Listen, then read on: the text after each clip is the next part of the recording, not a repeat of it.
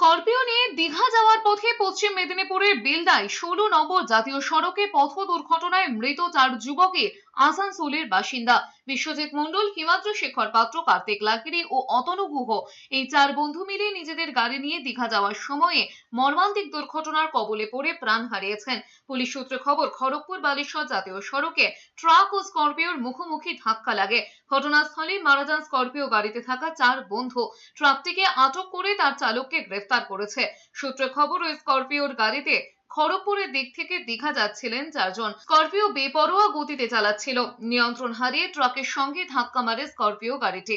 সমস্ত সক্রিয় মানুষ এরা ছিল, সমাজসেবী, সবার বিপদে আপদে এরা ঝাঁপিয়ে পড়তো। তো এরা এই চলে যাওয়াতে এলাকার মানুষ একদম পুরোপুরি শোকস্তব্ধ। ঈশ্বর এদেরকে নিয়ে নিল। আমরা মানতে পারছি না এটা। ঘরের লোককে যে কীভাবে সমবেদনা জানাবো আমাদের ভাষা।